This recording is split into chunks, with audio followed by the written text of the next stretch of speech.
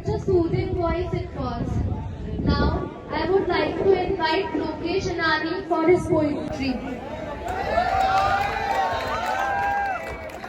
Okay, good evening everyone. आप सब में से बहुत से लोग तो जानते ही हैं और जो नहीं जानते जान लो, देख लो फैन फॉलोइंग। करूँ मैं, कहाँ से शुरू करूँ मैं? शुरू से शुरू करूँ मैं या तुमसे शुरू करूँ मैं? या तुमसे शुरू करूँ मैं? बस यूं ही हंसते रहना, बस मेरे सामने यूं ही हंसते रहना। नाम लोकेश है, बस मेरे दिल में बसते रहना।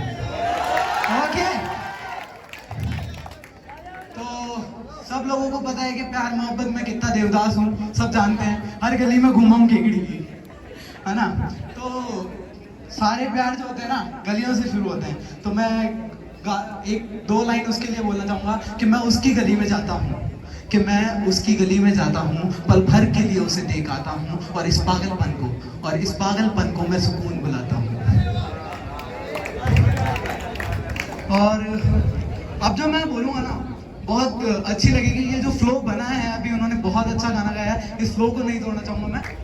तो कि तुम लोग जो सारे मोहब्बत प्यार के लिए लिखते हो, तो मैं भी लिखता ही हूँ कि खामोश हूँ मदहोश नहीं, कि खामोश हूँ मदहोश नहीं, तुमसे प्यार है इसमें कोई दोष नहीं, कि तुमसे प्यार है इसमें कोई दोष नहीं। तुम चाहो तो इनकार भी कर देना, तुम चाहो तो इनकार भी कर देना, पर उससे पहले मोहब्बत में बर्बाद तो कर देना। और बता देना भाई कि जो आंसू होते हैं, आंसू के लिए मैंने एक छोटी सी उनकी स्टोरी लिखी है कि मुझे जन्म दिया जज्बातों ने, मुझे जन्म दिया जज्बातों ने। बड़ी छोटी सी कहानी मेरी, बड़ी छोटी सी कहानी मेरी। कभी आंख तक ठहरा, कभी चेहरे के किसी कोने तक, कभी चेहरे के किसी कोने तक, या कभी मेरे मालिक के चुप होने तक, या कभी मेरे मालिक के चुप होने तक, कभी किसी रुमाल में खोने तक, या कभी तारों भरी रात में अकेले होने तक, या कभी तारों भरी रात में अकेले होने तक, कभी तकिए तले नीचे दबे होने तक, कभी तकिए तले दबे होने तक। बड़ी छोटी सी जिंदगी मेरी, बड़ी छोटी सी जिंदगी मेरी।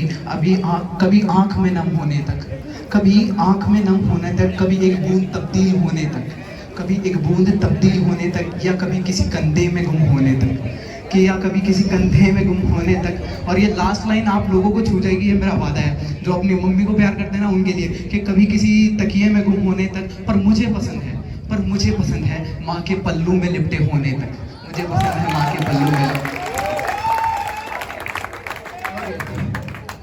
और ये मेरी लास्ट वन होगी, तो ये मेरी बेस्ट है, मेरे को लगता है ऐसा। और आप लोग बॉलीवुड को तो बहुत अच्छे से जानते हो, ठीक है?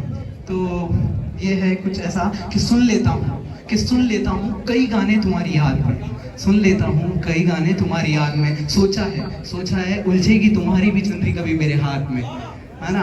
कभी उलझेगी तुम्हारी भी चुनरी मेरे हाथ में। कुछ फिल्मी सा सीन होगा, कुछ फिल्मी सा सीन होगा। वो पल दुनिया में सबसे हसीन होगा, वो पल सब दुनिया में सबसे हसीन होगा।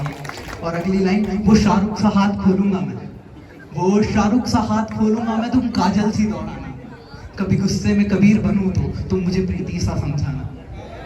कबीर सिंह कि कभी गुस्से में कबीर बनूं तो तुम मुझे प्रीति सा समझाना। मुमकिन हो तो तुम भी कभी मुझसे प्यार जताना। तुम चाहो तो कभी कभी रूठ जाना, बस मेरी इस बॉलीवुड की दुनिया को, बस मेरी इस बॉलीवुड की दुनिया को तुम सजाना। और सुनो, तुम्हें बच्चन पसंद है तो मेरी जया बन जाना। वो स्टूल पर खड़े होकर मुझे टाई पहनाना, वो स्टूल पर खड़े होकर मुझे टाई पहनाना। बस यूं ही मेरी कहानी की कलम बन जाना। Thank you everyone, thank you so much. और टैलेंट हब को बहुत बहुत थैंक यू। ये तो सारे अपने यार हैं, मोहित, विशाल, अबरार और तनिष्क, बहुत बहुत थैंक यू। बहुत अच्छा मंच दिया तुम लोगों ने। Thank you so much everyone.